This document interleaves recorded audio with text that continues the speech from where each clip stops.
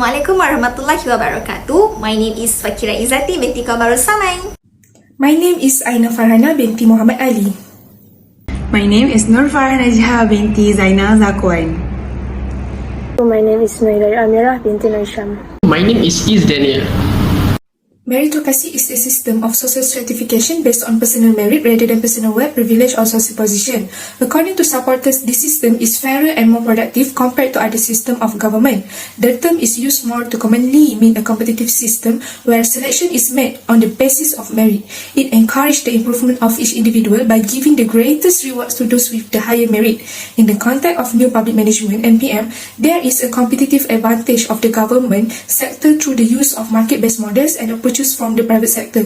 The part of the program carried out under NPM is to adopt similar techniques used by the private sector to increase efficiency and also effectiveness.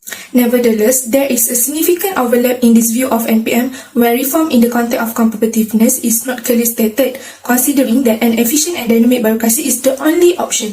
Therefore, this writing suggests the current inconsistency must be addressed by considering the implementation of meritocracy as the basis of personnel and performance management. The first symptom of failure of implementation meritocracy system in total in Malaysia is due to the long practice of bureaucracy. The concept of bureaucracy was introduced in Western Europe in the early 18th century, and it began to be adopted in Malaysia as early as colonialism and Western administration during the pre-independence era. Bureaucracy regarded as an important system in a country's administration in describing how administration and law enforcement can be carried out in accordance with hierarchy, familiarity, and non-personal interest-based relationship. Since the long practice of bureaucracy in the public sector in Malaysia, the public sector reform was introduced, namely New Public Management (NPM), yet not executed in comprehensive manner. Unfortunately, public management reform have yet to produce the desired result in personnel and performance management.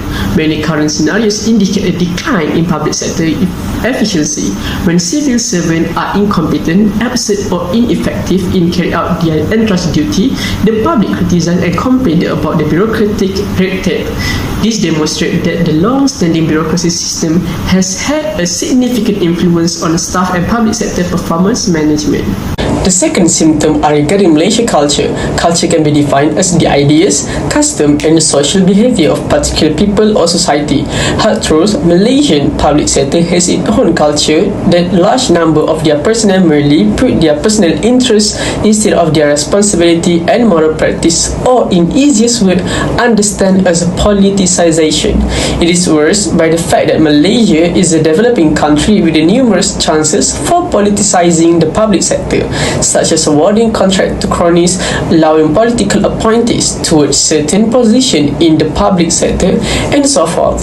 There is also other culture that has become norm to our human being, especially in Malaysia, which is gender and race bias and stereotype.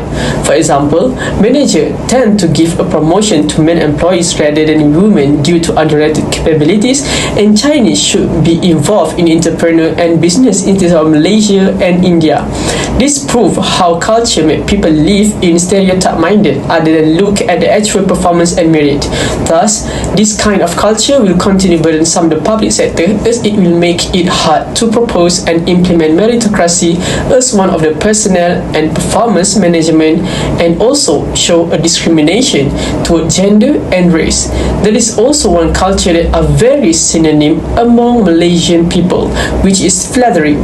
The culture of flattering to the superior can be seen through people that tend to sacrifice their dignity. Moving on to the next part that will explain the factor of the issue. The first factor is relevancy in diverse nature of work. Diverse nature of work explains that every profession is different from one to another, means that it requires a different skill, knowledge, and qualification for each job scope. For instance, in the medical field, the profession doctor require knowledge and skill to carry out their duties for the care and safety of their patients. Compare in the research and development field that include activities that undertake to innovate and introduce new product and services, and it also known as the first stage in the development process. So these two professions require a different job scope in terms of understanding the abilities, academic credential, the experience, and these two professions are incomparable. So this shows that different nature of work may cause the measurement tools to evaluate or to determine an employee performance is different. So the doctor performance may be evaluated by a merit as the number of patients that they successfully treated. Meanwhile, for R&D, how does merit count? Is it by successful translation of scientific research into profit goods, or so on? Thus, the factors in the diverse nature of work, which include different skill, knowledge, qualification, abilities in the employment sector, will directly create differences in the performance evaluation of employees. Second factor is the exposure of the notion. So the exposure of meritocracy is important since there are still many who do not understand the idea of meritocracy, and some of employees believe that the system only brings a more negative impact than the positive one. So especially for the public servant, they need to be given early exposure to the origin of the system to give their more time to accept and know that this system is more productive compared to other government system. When employees lack exposure to the system, it creates a feeling of doubt among the public personnel, stating there is no need to implement meritocracy in organization. Merit system is actually a method for expressing an individual's capabilities and skill in context of their achievement and opportunities for improvement in the future. This system is the practice used to determine who get rewarded for every effort they made. Furthermore, lack of exposure about the notions make the employees feel burdened, pressure, and fear of workload make them believe that they are not ready to accept this education of the system. Therefore, the exposure of notion is one of the factors of failure to implement the meritocracy in total. The first impact is the failure to implement meritocracy is deemed leaving the expert people behind, which ultimately harms the organization. This is because it is closely related to the supply of professional labour. According to M. Prawiro 2019, professional labour is defined as human being who manage his work with the ability of the brain, and which is also known as a white-collar worker. For example, professional labour work in areas such as management, administration, sales coordination, who are given salaries and other benefits on a monthly basis. The culture in Malaysia is accustomed to promotion that use seniority or hierarchy system. Therefore, it will lead to unhealthy competition that can open up opportunities for underserving professional candidates. In fact, if there is no containment of this culture, the professional group will continue leaving behind. Thus, it will reducing the supply of professional labour in the public sector. For instance, in 2019, there was a policy report by the Gerakan Prihatin Parlimen Jasin about unethical action by the head of department in local authority in Melaka that approving the promotion to grade N44 through relaxation of conditions and without proper procedures. According to Juneja 2018, employees believe that hiring the best professional individual based on their talent alone is important in ensuring the organization continues to stay focused and effective.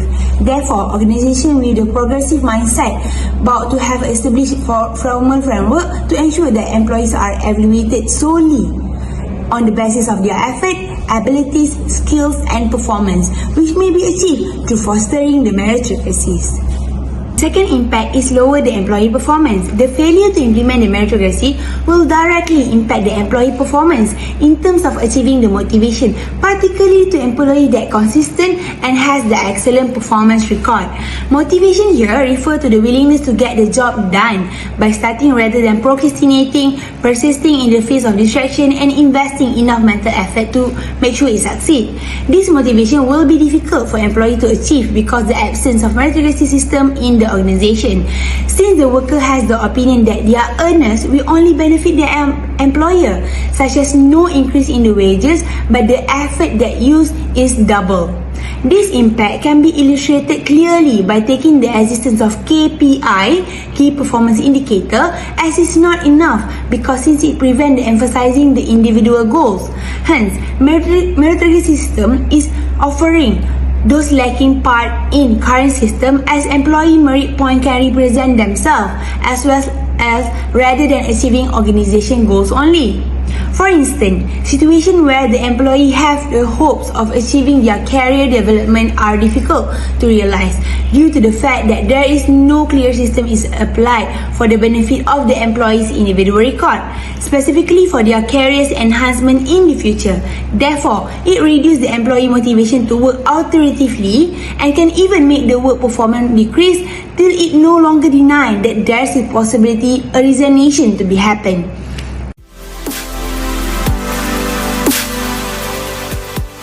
Since public sector personnel is the key to outstanding service, policy implementations, and national administrative culture, we recommend the primary reform should be centered within the public sector personnel itself, reviewing the reasons why Malaysia failed to fully implement meritocracy previously. We propose the formations of collaborative special committee between the Public Service Department and Public Service Commission, then led by the Ministry of Human Resources, to review and examine the need to restructure the civil servant appointment system in this country.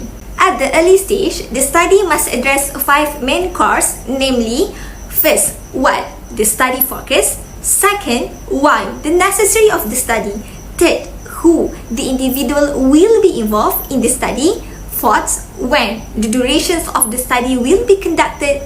And the last one, how? The way the study will be carried out. It is critical to first conduct a study before implementing a restructuring reform, since a public management reform may be relevant for a particular country, but one such a style cannot be claimed works in a different setting in Malaysia. It is possible that the new public administration is culturally bound in a way that limits its functionality in Malaysia. Then we are expecting the findings of this study may represent Malaysia's competency in implementing meritocracy in its public sector or vice versa. Whatever the study's findings are, they will be weightage and justified in answering the public questions on the idea of implementing meritocracy, as well as open up a new space in the restructuring of personnel and performance management, resulting a brand new of public sector, and the appointment of the wrong bureaucrats in the right place will be avoided. We are suggesting empowering client charters and public accountability as the short-term answer for these discussions. Public accountability regarded as the foundations of good government and the predominant area of interest in public sector management reform. While various mechanisms have been implemented in Malaysia, the introductions of the client charter in 1993, modelled after the People's Charter in the United Kingdom, has aids in a new dimension to public accountability. Client charter is a written commitment made by the government ministries, departments and agencies at all levels to their respective customer regarding the delivery of services. It is a guarantee that the services will meet the declared quality standards and the client expectations and needs. Hence, if an organization fails to do so, the public can file a complaint. The charter will also assist in reducing uncertainty in service delivery and facilitate comparison between agencies that may offer similar services. This newly implemented service recovery mechanism can strengthen and mobilize public accountability in administration. Until answer whether Malaysia is ready to implement meritocracy in its entirety obtained, the public sector must move competently to ensure that excellent service, policy implementations and national administrative culture can be delivered.